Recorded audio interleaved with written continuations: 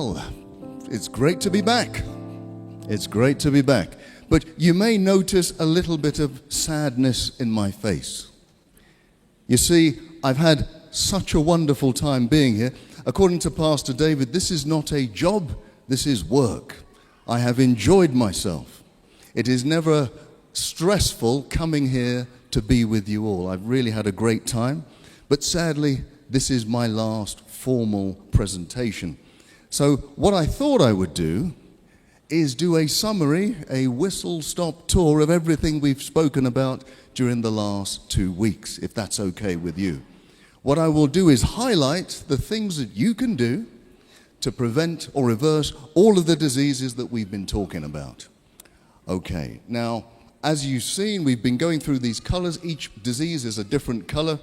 But you know what? You can't talk about health and disease without talking about COVID-19. Now, just in case you have not been on this planet for the last few years, is there anybody who has not heard of COVID-19? I don't see any hands. I'm sure there are no hands wherever you are watching. You see, COVID-19 took over the world for a while, right? But you know, right at the beginning, when the pandemic started, especially in England, we were looking over the water to Italy, and we were realizing that certain things were happening. In fact, the National Institute of Health told us that over 99% of the people who died from COVID-19 early in the pandemic had at least one underlying disease. Over 99%. If you didn't have an underlying disease, it was very rare or difficult for you to die from COVID-19. Now, what are these underlying diseases? Yes, indeed, they're the lifestyle diseases that we've been talking about for the last 2 weeks. Asthma, diabetes, hypertension, heart disease. What it's saying is that these diseases have weakened the system so that when a virus comes along, it becomes incredibly difficult to survive from it. Let me give you an illustration. I think a lifestyle disease is a bit like having a bear stalking you in the distance. I don't know if anybody has had a bear stalking you in the distance. If it's far away, okay, you don't want it there, but it's not imminently behind me, so it's not going to kill me. And that's a bit like having a lifestyle disease. You can have diabetes, you don't want it, but you know what? I'll put up with going to the hospital. I'll put up with the medication. I'll put up with the kind of lifestyle change. And that's like the bear stalking at a distance. But what happened when COVID-19 came along is that bear came right up on your shoulder and is now imminently going to kill you. Diabetes that you could live with for decades on medication was now a lethal element in your life. And that is why we try to eliminate all of these lifestyle diseases before the problem happens. Because believe me, there will be another pandemic. Believe me, there will be other stresses in your life that put strain on your body, where if it is weakened by a lifestyle disease, it may be fatal when it doesn't need to be. Before I move on from COVID, let me just explain to you that pretty much all of the viruses that we ever get have their origins in animals. Even if it was generated in a lab, the lab still got that virus from an animal. And it tells us something. Look, first of all, we shouldn't be consuming them. We don't need them to be healthy. And the next thing, we shouldn't be abusing them, because really, when they're clogged together, farmed together in these little cages and they've got no sunlight, it's really cruel for the animals as well. And it's not good for our health. Have a look at this. I think I should start with the heart. If we're going to talk about disease, because heart disease is still globally the biggest killer, why don't we start with heart? What things can we do to prevent or reverse heart disease? I'm sure you're all great students, you've all had it written down, but let me remind you. One of the most important things you can do to reverse heart disease is to have a healthy plant-based diet. I mentioned earlier that when I was doing cardiothoracic surgery up in Cambridge, heavy work, really heavy work. We had to do 3 of these bypasses every single day. Enormously tiring. But what we had to do is open up somebody's chest, stop their heart, link it up to a big contraption, and then try and close them all up again. It was a big, big deal. The person would be in pain for months. They'd need rehabilitation. And then, at least, if it was a successful operation, they'd be alive. But evidence has shown us from years ago that just by changing your diet into a healthy plant-based diet, no meat, no milk, no refined sugar, those arteries that were closing down can now open up. Now, for me, even today, I've been doing this for many, many years. It's still miraculous to me that you can reverse one of the biggest problems in the world in terms of health just by changing your diet. You can get rid of doctors like me, and you can just replace it with a healthy diet. That is amazing, and I commend it to all of you. Some of you may have heart disease today. You may have an appointment to see a doctor in a few weeks or months. I can guarantee you, if you go onto a healthy plant-based diet today, by the time you see the doctor, you may not even need an operation. I guarantee that's true. I've seen it with my own eyes. So that's heart disease. What about high blood pressure? If I was to ask you, do you know somebody with high blood pressure? Everybody would say yes. It's such a prevalent disease. Now, what few tips have I given you to reverse high blood pressure? Well, plant-based diet is absolutely good. You have to exercise. We've seen Teeny skipping along this very stage, demonstrating how we have to exercise. It's brilliant. Water. I think water is one of the simplest things you can do to lower your blood pressure. Remember the example I gave you. If you were swimming in a lake, that's fine. If you were swimming in a lake of honey, that will be incredibly difficult because it's so thick. And that's what happens to your blood.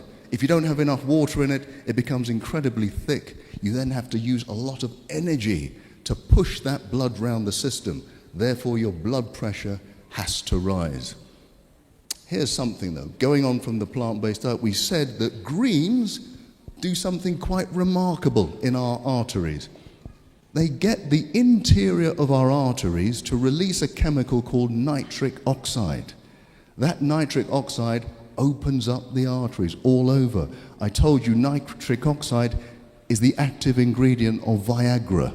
Okay, I know none of you have heard of it, none of you need to use it, but I can tell you when it comes to things like erectile dysfunction, rather than reaching for the pill, the best thing to do is reach for those greens.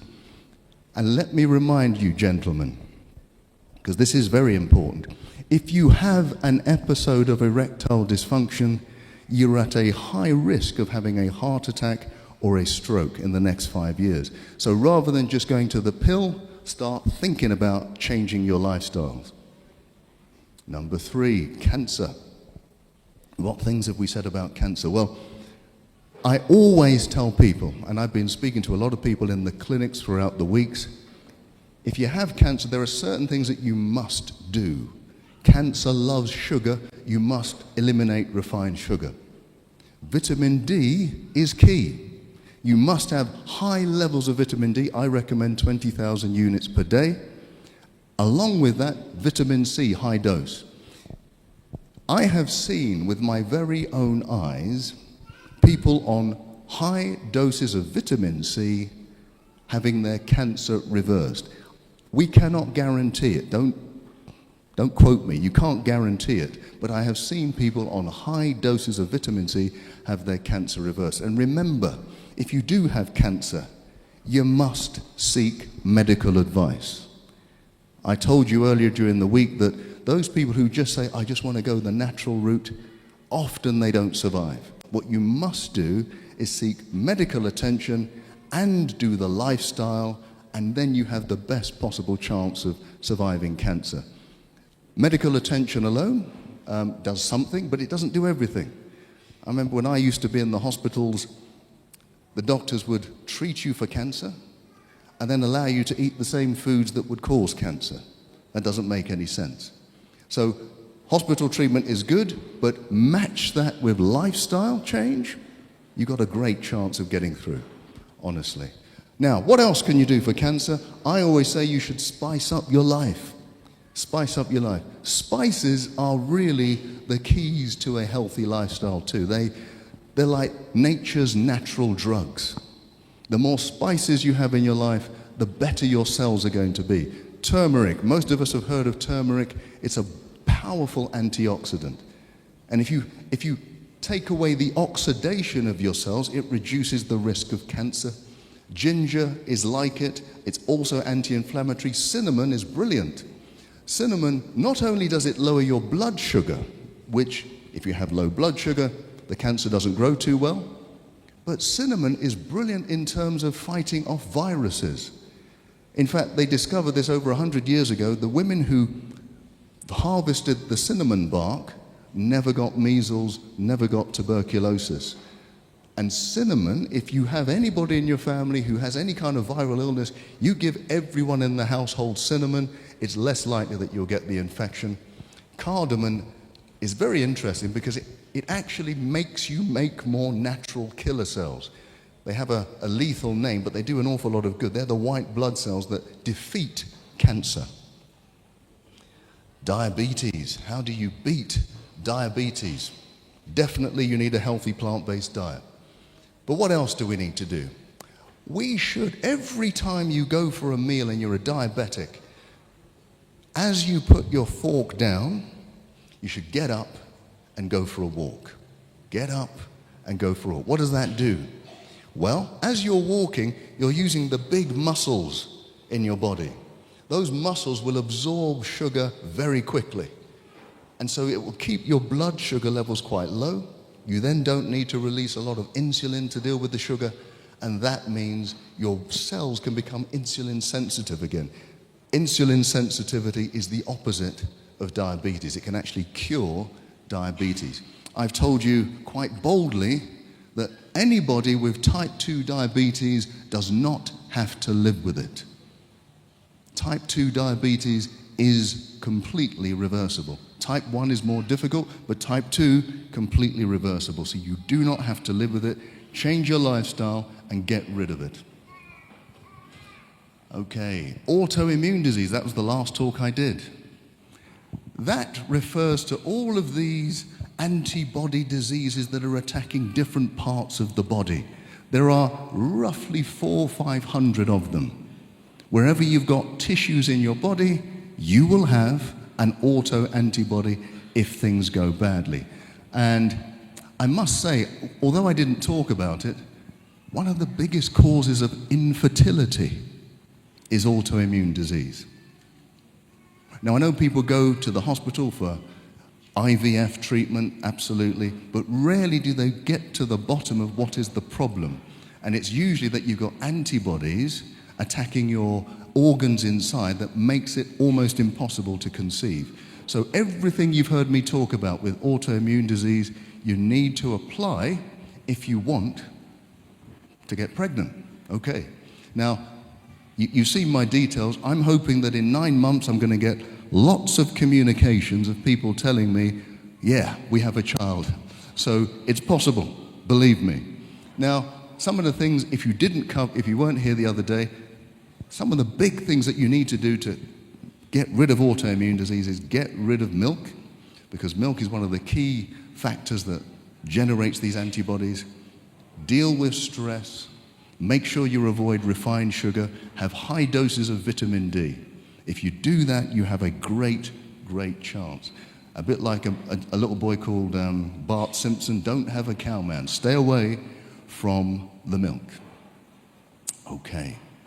Now, this is increasingly a problem on this continent of Africa. Didn't used to be. You go back 50 years, there was very little obesity on this continent in Africa. Now, with all of the imports of Western culture, including Western food and Western lifestyle, we're getting exactly the same problems that they get in the West. How do we defeat it? I always say, get rid of the white stuff. This is not a racist statement, folks. This is not a racist statement. I'm saying get rid of the white rice, white flour, white pasta, and of course that white substance, sugar. You know, sugar, if you look at it from afar, it looks a bit like heroin. And by the way, it activates exactly the same parts of your brain for heroin addiction. That's why giving up sugar can become so difficult. But remember, I did give you some help in overcoming sugar addiction. Remember the Dr. Chidi method, named after some obscure doctor? You remember that? So for those of you who don't remember, let me tell you, when that donut is calling out your name, the worst thing you can do is say, I can't eat the donut. Because if you do that, your brain will just desire it even more. What you must do is say, I will eat the donut, but I'll eat it in half an hour. At the same time, eat yourself an apple. Now that apple will release sugar slowly into your bloodstream, slowly so that you don't get this insulin spike. And after half an hour, you'll have enough sugar in your system to overcome the desire for the donut. You're not looking convinced. If at the end of the half an hour you still want that donut, do the same thing again. At the end of the day, you may have eaten 5 apples. That's okay. That's your 5 a day, right? But even if you fall off the wagon, even if you succumb to the donut, I guarantee you will eat it less frequently than if you didn't try the Dr. Chidi method. What does Dr. Chidi stand for? Don't resist it, choose to have it, but delay it. Dr. Chidi, there you go. Now you'll remember my name, okay? That's the only reason why I did that for you. But seriously, sugar has been a serious business, especially on this continent. We used to be slaves for sugar, now we're slaves to sugar. We need to get rid of the sugar, absolutely. Now, we must not forget dementia. Okay, some of you understood what I was talking about. We must not forget dementia. Okay, I can hear one person, they've understood. Right, dementia, for me, is now one of the most feared diseases around.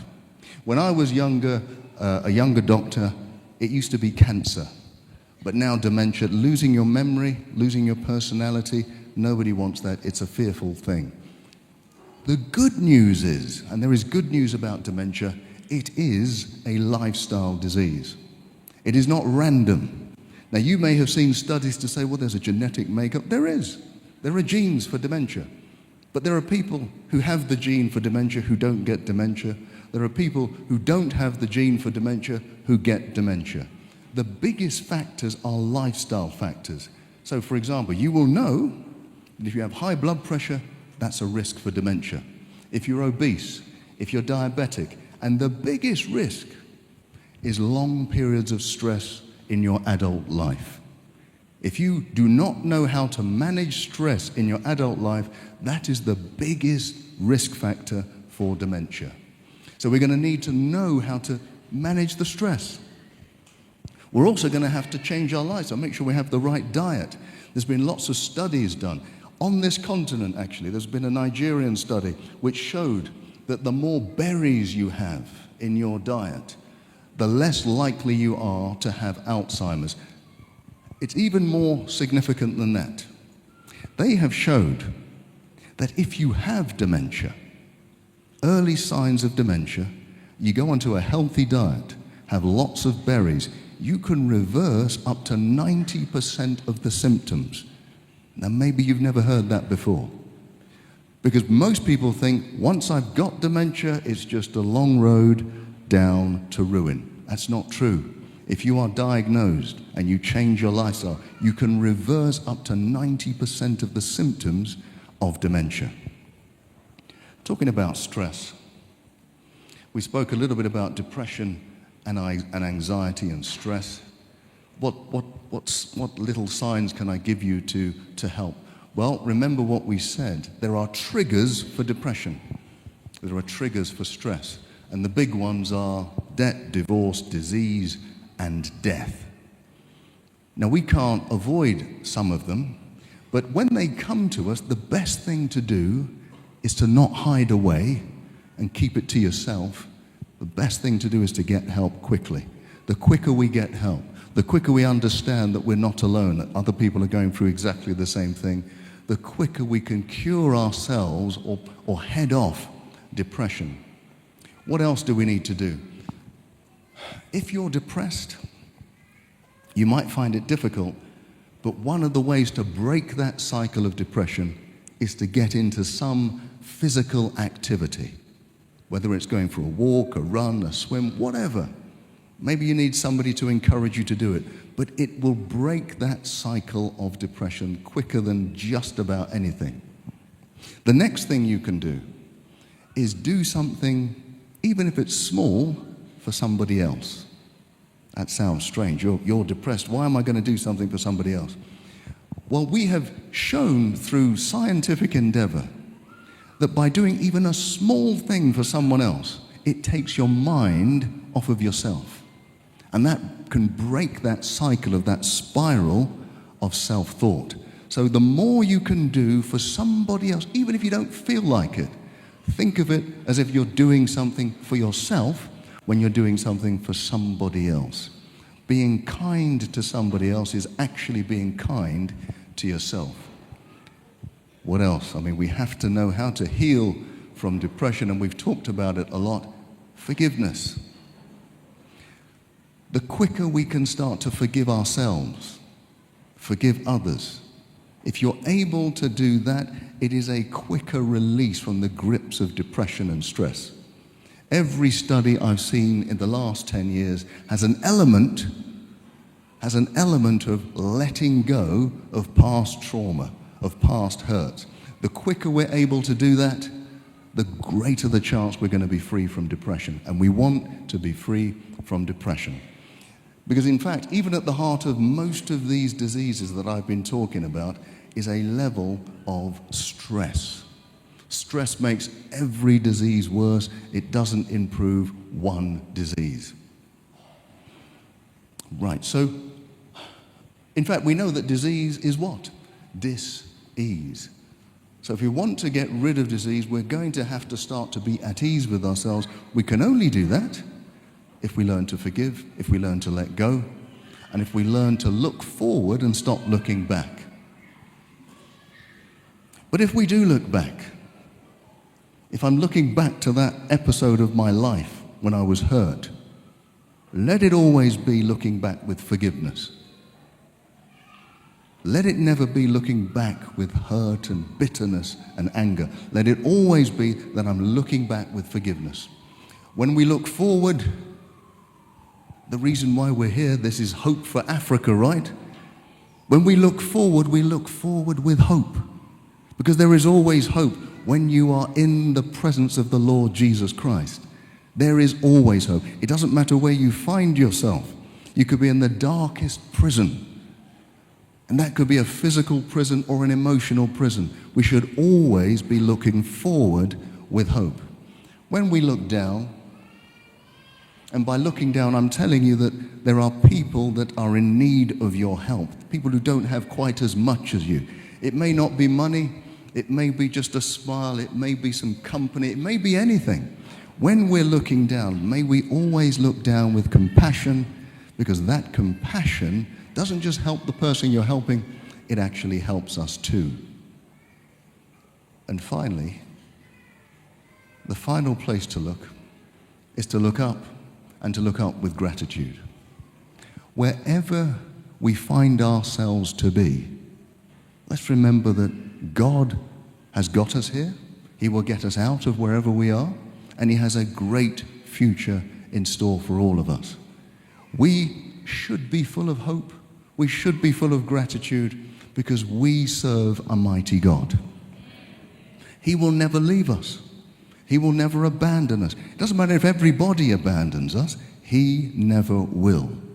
Let's be grateful for that. This has been an absolute pleasure for me to be here, to be with you all, to be with my fellow colleagues and who have been sharing wonderful messages. And I'm very sad that this is my last time to be here. But what I do know is what we have done here and what we have left here is a massive hope for the whole continent. Wherever you're watching, whichever country, I know it's even beyond Africa, I'm going to leave you with hope. Whatever illness you find yourself in, there is always hope. There are certain diseases that we now know that we can cure, you don't have to live with. There is hope. You are viewing this, you are part of this wonderful church organization. Do you know this church is responsible for being pioneers of health globally throughout history. I would encourage you to remember that you are children, men and women, of hope. I look forward to seeing you again one day, if not here, in the earth made new and in heaven. Amen.